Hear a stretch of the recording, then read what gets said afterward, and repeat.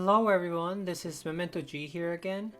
So today I brought you another in-depth build guide, and this time the subject for today is Specter Tenebria. As most of you know, with the recent buff patch, she is now, in my opinion, one of the best characters both in PvE and PvP.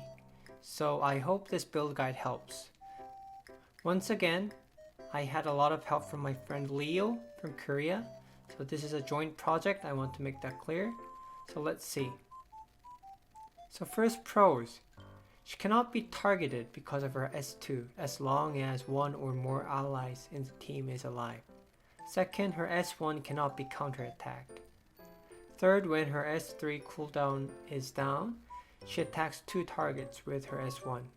And with the right build, she can be used in both PvE and PvP. The downside of her is she shows weaknesses against AoE attacks, and when used in PvP, you'll realize that she requires quite an amount of good gear to both survive and deal damage throughout the battle. Her DPS potential is seen after 2 or more targets are killed, either from your side or from the other side, and thus she requires some practice to be used well. Roles. In PvE, she's often used as a one-shot dealer for hunts. With debuffs like Target, Death Break, Poison, and Bleed, it enables you with massive damage. She's also used in other PvE contents because her S2 passive provides her with a 50% attack and defense increase when max skilled. And her S2 untargetable is good for bosses because she'll be relatively safe throughout the battle. In PvP, when the opponent has 1 or less AoE dealer, she can rule the game.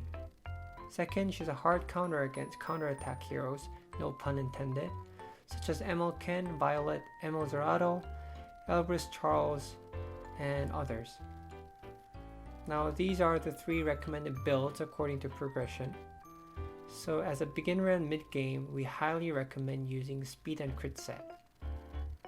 This is because unlike common misperception, she needs enough speed to be formidable and also have some survivability.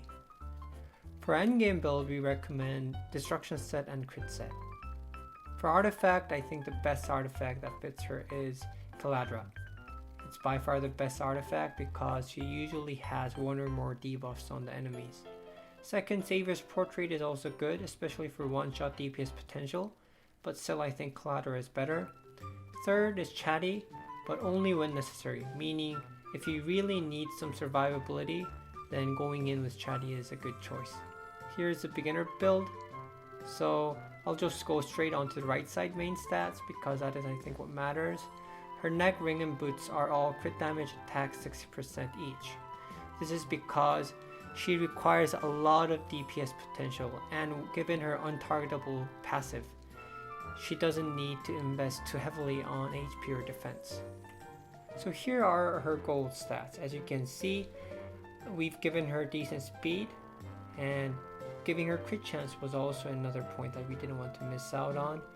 Giving her above 95% crit chance is pretty difficult for earlier beginners, so I wouldn't aim that high, but at least give her 80%.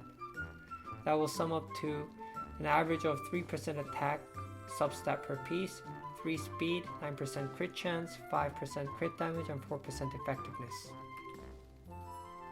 As a mid-game build, it's the same speed and crit set. Now right side main stats are the same. Compared to the previous beginner build, you'll realize that we've invested heavily on speed and crit chance, and a little bit of increases in attack and crit damage. Again, 170 speed is, in our opinion, the minimum that you need for her to be effective in especially real-time arena. There's a common misperception that she doesn't really need speed, so there's a lot of people who build her really slow with a lot of damage. The idea behind that is, understandably, that with her S3, you want to one-shot the enemy. But as I've explained earlier, her real damage, her true damage potential, only comes out after 1 or more enemies or your team characters are dead, given her S2 attack and defense buff. Meaning, that one-shot massive beast damage only comes out after early mid-game in the match. So don't try to give up on her speed. Try to keep her speed above 170, and then you'll realize that you have much more use for her in both PvP and PvE. Now for the endgame build. This time we didn't go with speed crit set, but I do want to point out, if you want to go speed crit set, that's fine. Just refer to the goal stats, and if you can match that goal stats with a speed and crit set, then go for it. Now here, her artifact is based on a Caladra plus 30, because at this point you probably have a full enhanced Caladra. And also we added her memory concentration full triple S, giving her 18% attack increase, which translates into 215 attack. Let's look at the goal stats now. Her attack we set at 40k, speed again 170, crit chance 95%, and crit damage 300%. Again, effectiveness is required for PvE contents, but if you're mainly focusing on PvP, you can give up on that and invest heavily on other stats. You realize that because this time you're on a destruction set, you need a lot of speed on each stat, which just makes her really difficult to build. So again, if you can go speed crit set and match these goal stats, that's fine. The set options, in our opinion, is secondary. What really matters is the goal stats you achieve. So that's for today. We looked into Specter Tenebria after her buff. Personally, as an avid Specter Tenebria user, I think she will be even better now. She was my first ML5 and I still use her both in PvE and PvP. So I definitely think that she'll be at the level of Avildred, Seaside Bellona, Charles, Bassar.